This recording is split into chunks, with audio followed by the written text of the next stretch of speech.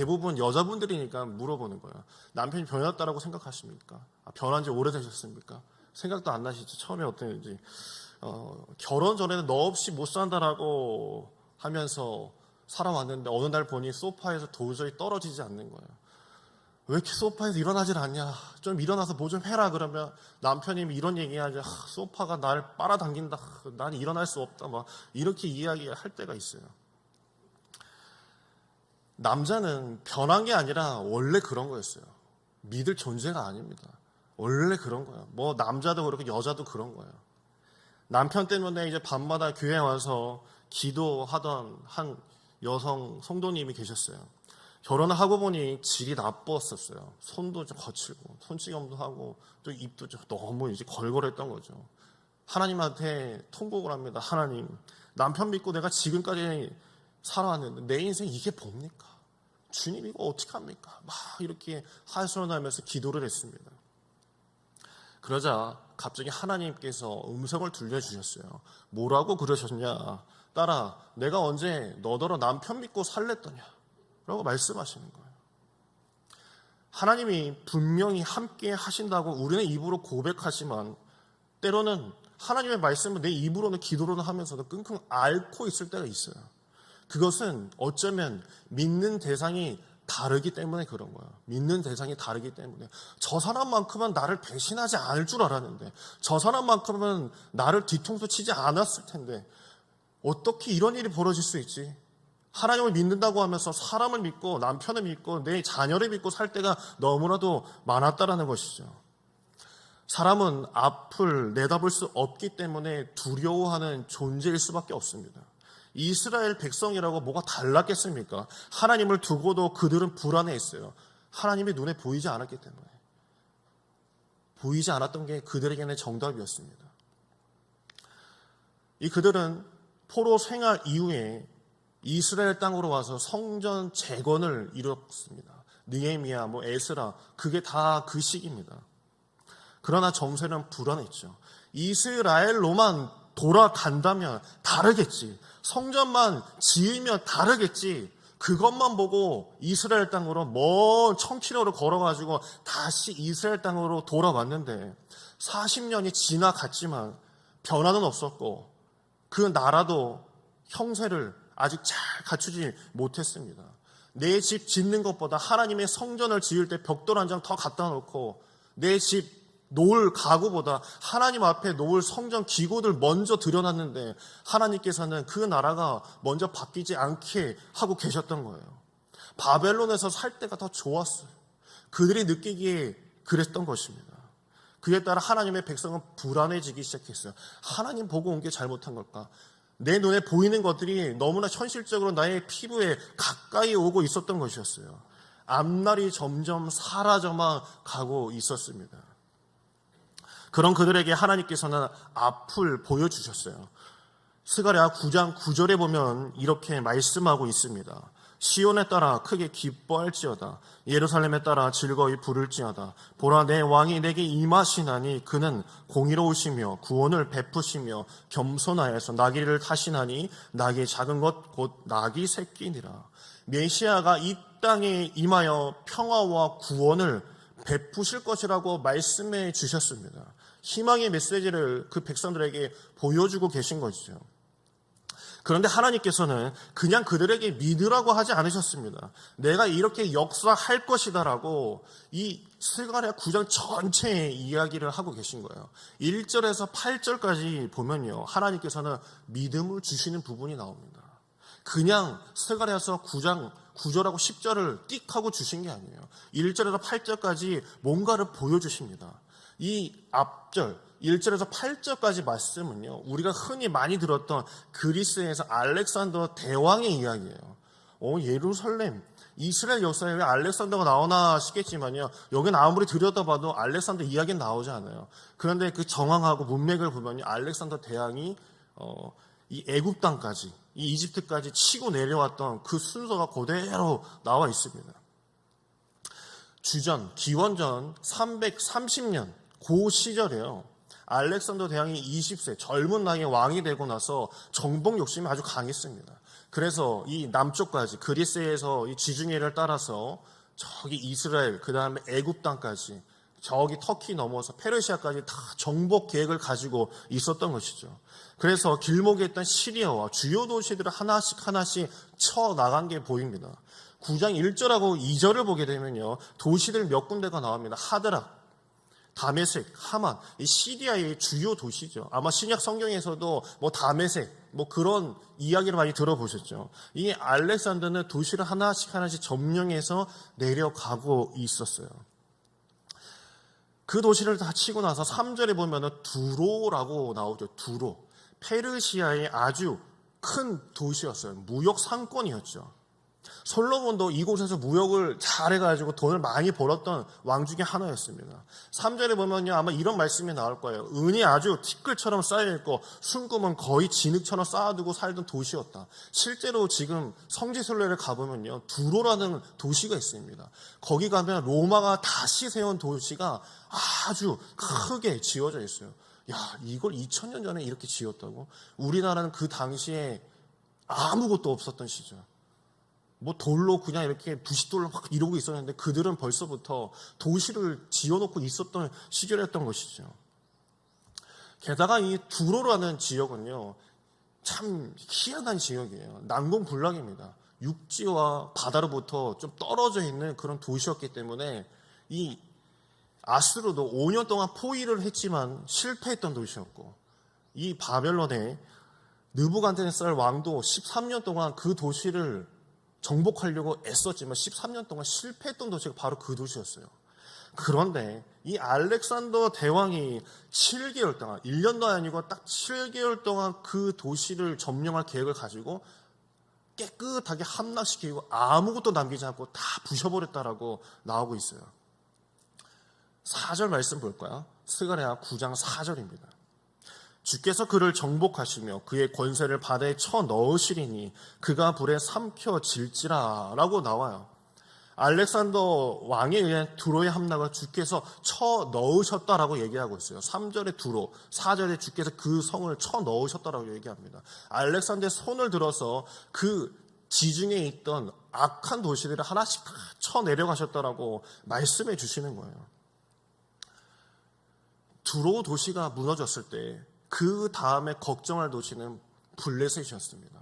블레셋은 이 두로가 위를 다 지켜주고 버텨줄 거라고 생각을 했던 사람들이었어요. 그런데 두로가 딱 무너지고 나서 블레셋 사람들이 이제 겁이 나기 시작을 하는 거예요. 5절 말씀이 바로 그 말씀입니다. 아스글론이 보고 무서워하며 가사도 심히 아파할 것이며 에글론은 그 소망의 수치가 되므로 역시 그러하리라. 가사에는 임금이 끊어질 것이며 아스글론에는 주민이 없을 것이며. 이 블레셋 도시들은 알렉산더의 공격 오기도 전에 막 두려워서 자멸하고 있었던 것이에요. 두로가 알렉산더의 왕이 공격을 잘 막아주지 못했기 때문에 그들은 이제 함락되겠다라고 생각을 하고 있었어요. 그런데 참 희한한 게요, 이 역사를 알다가도 모르는 것 같아요. 하나님께서 알렉산더를 사용해서 그 도시들을 하나씩 하나씩 치시고 이집트까지 딱 정복하시고 나서요, 이 동쪽으로 올라가서 페르시아까지 다 점령했는데 그 알렉산더 대왕이 33살에 그냥 갑자기 열병에 나가지고 죽어버리게 됩니다. 죽어버리게 돼요. 중요한 것은 알렉산더 대왕이 북쪽 시리아에서 남쪽 애굽에까지 정복하러 내려갈 때 그 사이에 있던 예루살렘이 어떻게 됐냐면, 요세푸스, 이스라엘의 역사가 요세푸스라는 사람이 있는데 그 사람의 역사서에 보면은 알렉산더가 두로부터 저 애국까지 다 치고 내려갈 때, 사마리아 성까지 다 칠 때 예루살렘은 치지 않았더라라고 이야기를 하고 있어요. 바로 옆에 사마리아 성도 다 부셨는데 예루살렘은 가만히 지나갔다라고 이렇게 이야기합니다. 8절 한번 볼까요? 8절. 예루살렘을 보호했다라고 얘기합니다. 8절입니다. 내가 내 집을 둘러 진을 쳐서 적군을 막아 거기 왕래하지 못하게 할 것이라. 포악한 자가 다시는 그 지경으로 지나가지 못하리니 이는 내가 눈으로 친히 보민이라 라고 말씀하세요. 내가 내 집을 둘러 진을 쳐서 적군을 막아. 하나님의 강한 팔, 강한 손으로 내가 눈동자같이 나의 집, 너희가 새롭게 만들어 포로기 이후에 돌아와서 너희가 지어놓은 그 하나님의 성전, 나의 집은 내가 내 손으로 보호하겠노라. 다른 것들은 내가 알렉산더를 통해서 다 제하겠지만 너의 집, 하나님의 성전은 내가 지키겠다라고 하나님께서 말씀하셨어요. 실제로 그렇게 지키셨어요.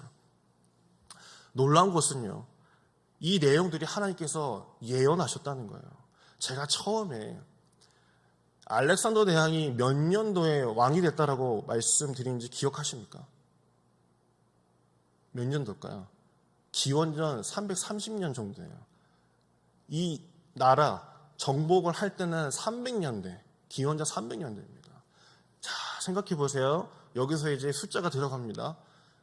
이스라엘 백성들이 바벨론으로 포로기로 끌려갔다가 몇 년도에 돌아왔을까요? 500년대에 돌아왔어요.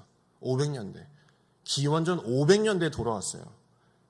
그리고 나서 스가랴가 이 말씀을 적어 놓고 나서 정복 전쟁이 언제 일어났죠? 제가 다 얘기해 드렸는데 기원전 300년대에 지금 정복 전쟁이 일어났던 거예요. 한마디로 하나님께서요, 스가랴를 통해서 200년 뒤에 있을 일들을 하나님께서 미리 예언하고 계셨던 거예요. 얼마나 놀라운 일입니까? 저는요, 마정교회 다 좋아요. 기도도 열심히 하시고 새벽기도 다 열심히 하시고 하는데 도무지 놀라질 않으셔. 뭘 얘기를, 제가 로또 맞았다고 해야 놀라실 거예요. 하나님께서 200년 전에 200년 후에 있는 일을 예언하셨대요. 하나님께서 말씀하신 거예요. 너희들은 나를 믿고 따라하라. 지금 낭망하지 마라. 하나님의 성전만 짓고 나라가 아주 망할 지경일지라도 내가 너희를 알렉산더가 지나가는 길목에서 내 손으로 너희의 집을 지키겠다라고 말하고 있는데 너희는 그것을 믿고 살아라. 그런 분명히 200년 뒤에 너희의 후손들이 분명히 살아남을 것이다라고 하나님께서 말씀해 주고 계신 거예요. 여러분들 가운데 하나님께서 이런 말씀을 주셨는데 그러시던지요 라고 할 사람이 누가 있겠습니까? 하나님께서 두려워하는 이스라엘 백성들에게, 낭망하고 있는 그들에게 먼저 보여주신 거예요. 너희들이 아니, 전쟁은 내가 다 책임지겠다. 200년 뒤에, 200년 전에 하나님께서 말씀하셨어. 우리의 선조들에게 주신 그 말씀이 바로 이루어졌구나. 스가랴서 9장 9절이에요. 괜히 나온 게 아니에요. 어린 나귀를 타고 메시아가 너희를 구원하라, 평화의 왕이 이곳에 임할 것이다라고 괜히 말씀하신 거 아니야. 그 말씀만 띡 줬으면 그게 진짜 이루어질까? 진짜 이루어질까라고 생각했겠지만 그들은 믿게 될 수밖에 없었던 거예요. 진짜 일어났구나. 하나님께서 우리를 친히 보호하셨구나. 메시아 또한 우리가 있는 이 시점에 300년 뒤에 예수님께 탄생하시는 그 뒤에 분명히 올 것이다라는 것은 그들이 굳게 믿게 된다라는 것입니다. 내가 분명히 줄 테니 너희들은 염려 말고 나를 따르라. 너의 눈앞에 보이는 것들로 너희의 믿음을 좌지우지하는 것이 아니라 진정 살아있고 진리인 나를 믿고 따랐을 때 분명히 너에게 평화의 왕이 임할 것이다 라고 말씀하시는 거예요. 미국의 어느 교회에서 신유 집회가 열렸어요. 요즘은 그런 거 많이 하지 않아요. 요즘 하고 있는 데는 송기철 장로님인데 그 정도가 이제 좀 이름이 알려져 있죠. 예전만 해도 그게 아주 이렇게 널리 퍼져 있었습니다. 교회에서 이제 신유 집회가 열렸는데 휠체어를 탄 이 흑인이 강대상에 올라왔어요. 기도를 받으려고. 목사님이 낳기를 막 기도했지만 결코 일어나지 못하고 이제 내려갔죠. 낙심한 이 흑인이 앉아 쓸쓸히 이제 돌아가는 걸 보고 목사님이 불러 세웠어요. 이보세요. 거기 잠깐만 서보라고. 여기 가운데 휠체어 타고 온 사람들이 있네요. 아주 큰 교회 있으니까. 여럿 있었죠. 다 앞으로 나오라고. 다 앞으로 나오라고. 앞으로 나와가지고 여기 다 올라오라고. 그리고 나서 휠체어에서 다 내리라고. 그리고 건장한 남자 집사님들을 다 불러 모아가지고 지금부터 할 일이 있다고. 당신들은, 두 발 건강한 당신들은 이 휠체어를 다 부셔버리라고. 이 자리에서 다 부시라고 말씀한 거예요. 당황한 거죠. 이 자리에서 휠체어 다 부시고 이재순 권사님이 끌고 오시는 거 다 부시라는 거랑 똑같은 거예요. 지팡이 부러뜨리랑 똑같은 거예요. 부러뜨리래요. 다 부셨습니다. 그리고 목사님이 이렇게 얘기하셨어요. 걱정 말고 다 부수세요. 내가 책임질게요. 내가 책임집니다. 머뭇거리다가 다 부셔버렸어요. 기적은요, 우리의 가능성이 100% 제거될 때 시작되는 것이에요. 내가 붙들고 있고 내 눈에 보이는 것들이 다 사라질 때 그때 시작되는 거예요. 휠체어를 잃어버린 휠체어 주인들은요, 이제 걸어서 가든지 기어서 가든지 둘 중에 하나 선택해야 돼요. 선택만이 남았습니다. 그때 목사님이 그렇게 얘기하세요. 걸어가세요. 이제 걸어가세요 라고 할 때 그때 흑인 또 휠체어를 타고 왔던 사람들이 일어나 걸어갔다라고 이야기를 하고 있습니다. 이거는 제가 꾸며낸 얘기가 아니에요. 실제로 있었던 이야기예요. 아멘이 안 내오시죠? 믿음이 안 되는 거야. 안 믿어지는 거야. 내가 못 봤으니까. 내가 못 봤으니까 아멘이 안 나오시죠? 내가 그 자리에 있었으면 믿어졌겠는데, 이거 이스라엘 백성들하고 똑같은 거예요. 실제로 그런 일이 있음에도 불구하고 나에게는 일어나지 않았고 내 눈에는 엉망진창인 나의 삶이 나에게는 분명히 이루어지지 않았기 때문에 내 입술에서 아멘이 안 나올 수밖에 없는 거죠. 이스라엘 백성들도 그 시절에 똑같았어요. 그러나 하나님께서는요, 이번 주 묵상 구절 9장 10절에요. 모든 것을 끊어버리시겠다라고 말씀하십니다. 10절 우리 같이 읽겠습니다. 내가 에브라임의 병과 예루살렘의 말을 끊겠고 전쟁하는 활도 끊으리니 그가 이방 사람에게 화평을 전할 것이요 그의 통치는 바다에서 바다까지 이르고 유브라데 강에서 땅 끝까지 이르리라. 아멘. 다시 오시는 왕은요, 지금 9절 읽으셨죠? 예수께서 오실 것이다. 메시아가 평화의 왕으로 오실 것인데 그 왕이 올 때는요, 하나님께서 다 끊어버리실 거라고 하는 거예요. 말도 끊고 전쟁한 활도 다 끊을 텐데 그때 비로소 평화의 왕이 이곳에 들어온다라고 말씀해 주고 계시는 거예요. 왜 하나님께서는 좋은 거, 말과 왜 화를 다 없애버리시겠다고, 왜 끊겠다라고 말씀하실까요? 열왕기상 9장 15절에 보면요, 하나님께서 말씀하신 것들이 여러 가지가 있습니다. 열왕기상 9장 15절입니다. 솔로몬 왕이 역군을 일으킨 까닭은 이러하니 여호와의 성전과 자기 왕궁과 밀라와 예루살렘 성과 하솔과 무기또와 게사를 건축하려 하였습니다. 솔로몬 왕이 역군을 일으켰다는 것은요, 노동할 사람들을 일으켰다라는 거예요. 근데 거기서 중간에 보면요, 무기또와 게셀, 하솔을 만들었다고 얘기합니다. 이것은 이스라엘 그 지역 안에 있는 거점 도시인데 성을 만드는 거예요. 무슨 성이냐? 군사 배치하는 성입니다. 군사 배치. 이 무기또라는 곳이 아주 유명한 곳입니다. 이 무기또라는 곳이요, 말을 길러내는 도시였습니다. 말을 생산해내는 도시예요. 우리가 흔히 알듯이요, 예수님께서도 낙이 타고 들어갔듯이요, 이스라엘 지역은 말이 그닥 필요 없는 곳입니다. 나귀가 더 알맞은 도시예요. 사막이 거의 주였기 때문에. 그런데 솔로몬이 역군을 일으켜서 그 나라의 도시들을 건설하는데, 도시 건설 이유가 말 생산하는데 주거였다는 것이죠. 하나님께서 이스라엘 백성들이 가나안 땅으로 처음 들어갈 때 모세를 통해서 하신 말씀들이 여러 가지 있는데요, 그 중에 하나가 신명기 17장 16절하고 17절이에요. 그 말씀을 보면 아주 정확하게 나와 있어요. 솔로몬이 획가닥 해가지고 착각한 게 아니라 하나님께서 딱 집어서 얘기하셨어요. 신명기 17장 16절에 17절입니다. 그는 병마를 많이 두지 말 것이요 병마를 많이 얻으려고 그 백성을 애굽으로 돌아가게 하지 말 것이니 이는 여호와께서 너희에게 이르시기를 너희가 이후에는 그 길로 다시 돌아가지 말 것이라 하였음이며 그에게 아내를 많이 두어 그의 마음이 미혹되지 하지 말 것이며 자기를 위해 은금을 많이 쌓지 말 것이니라 라고 말씀하셨어요. 여기서 보면 병마를 많이 두지 말고요, 그 말을 구하러, 이스라엘 땅에는 원래 말 생산지가 아니에요. 말을 구하러 애굽 땅으로 다시 돌아가지 말래요. 그러면서 그 길로 다시 돌아가지 말라라고 한 것은요, 진짜 내가 뚜벅뚜벅 걸어서 돌아가지 말라는 것이 아니라 너의 마음이 애굽으로 향하지 말라라고 말씀하시는 것이죠. 그러면서 그 아내를 많이 두지 말 것이며 은금을 쌓아두지 말라. 이거 딱 솔로몬 누가 하는 얘기예요. 솔로몬. 너희들이 분명히 이 땅에 들어가게 되면은 이런 모양의 모습을 갖출 때가 분명히 올 것이다. 그것을 경계해야 한다라고 하나님께서 말씀해 주셨어요. 하나님의 계획하신 제사장의 나라요. 거룩한 백성, 그 이스라엘은요, 강력한 군사력이 아닌 하나님께서 직접 통치하시는 신정 국가를 하나님께서 꿈꾸셨습니다. 근데 말을 탐하는 순간, 화살을 탐하는 순간 그들은 쓰러져 넘어갈 것이다라는 것은 하나님께서 이미 얘기해 주셨던 것이에요. 그런데 하나님의 백성들, 솔로몬 시대에 말을 구하러 다녔어요. 그리고 애굽으로 가서 말을 샀다라고 이렇게 이야기합니다. 소문이 났겠죠. 왜 안 났겠어요? 하나님의 백성들이 말을 사러 이 자리에 왔노라 라고 소문이 나기 시작했어요. 하나님의 젖을 먹고 사는 자들이요, 말의 끈자락을 붙잡기 시작을 했어요.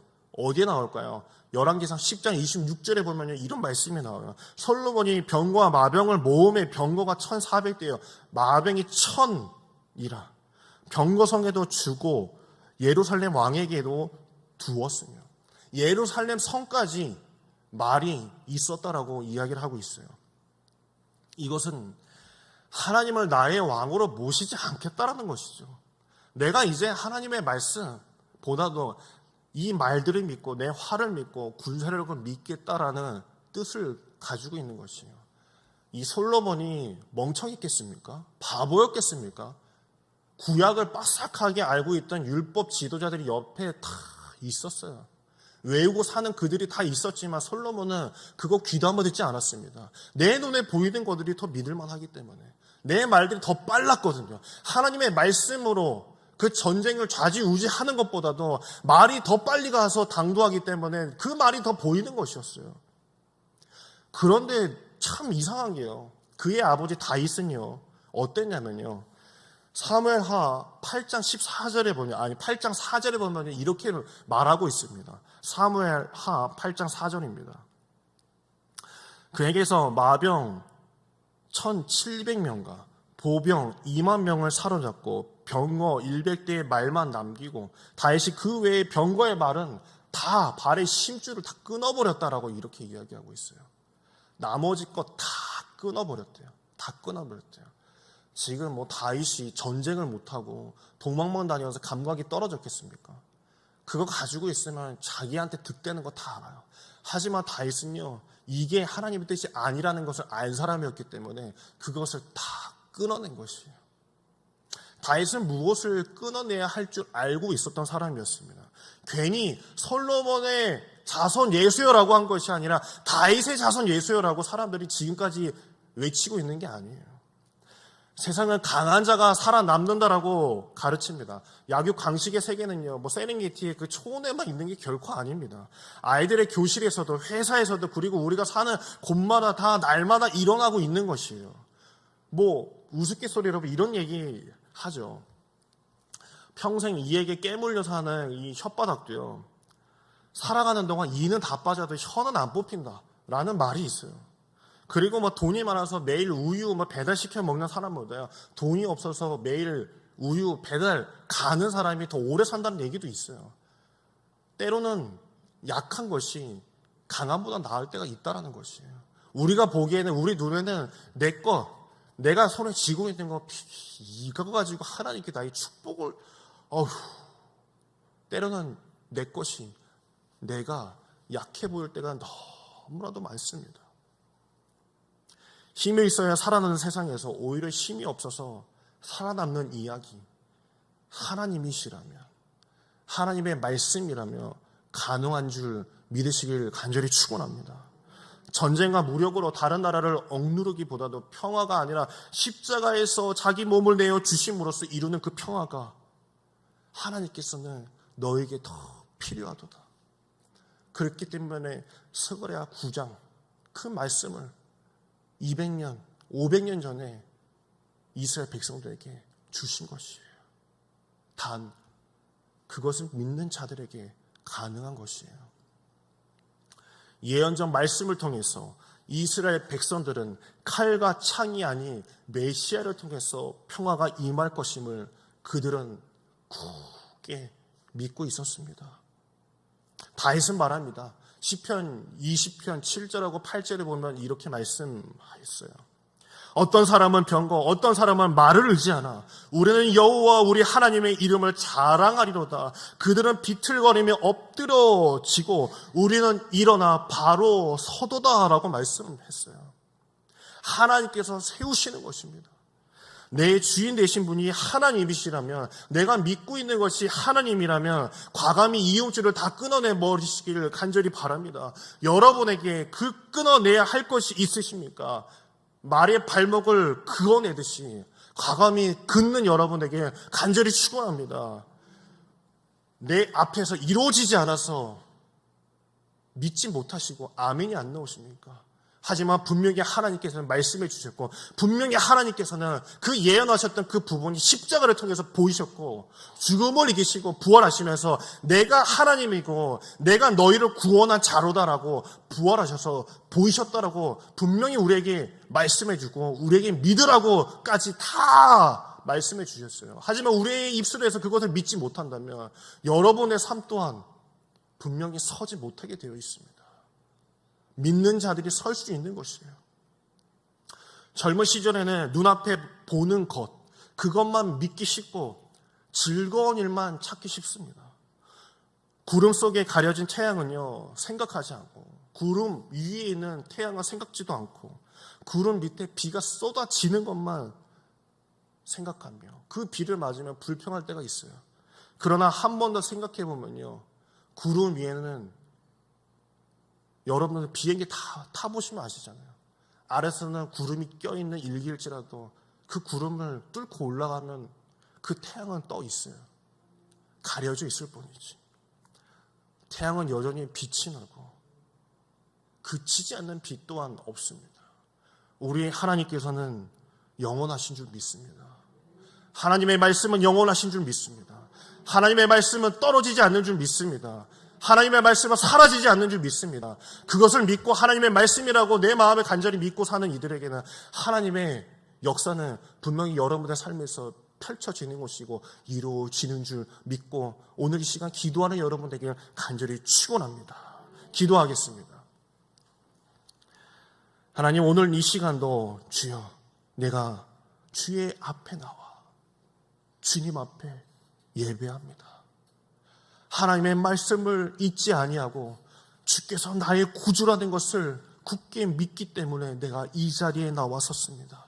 주여, 세상은 다 쓰러져 갈지라도 주를 믿는 나를 바로 서게 하시고 아버지 일어나게 하여 주시옵소서. 주님의 말씀이 내 마음에 믿어지게 하시고 내가 오직 주의 말씀을 붙잡고 살 때 하나님께서 크신 역사를 통하여서 나를 통하여서 내 삶이 증인되는 삶 되게 하실 줄 믿사옵나이다. 오늘 나와 주님 앞에 고개 숙인 당신의 자녀들 하나님께 끝까지 붙들어 주시고 마침표가 아니라 쉼표로서 하나님께 다시금 힘을 주셔서 승리할 수 있는 삶을 살게 하여 주시옵소서. 이 모든 말씀 예수 그리스도